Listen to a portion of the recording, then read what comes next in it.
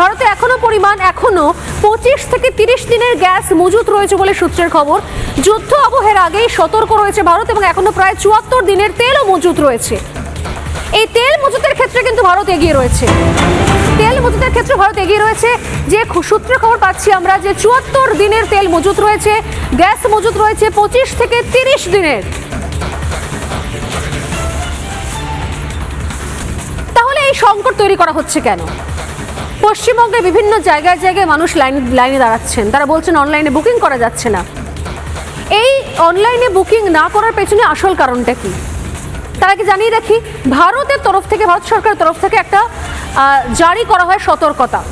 কি বলা হয়েছে সেখানে? যে সতর্কতার ভুল মানে করা হচ্ছে।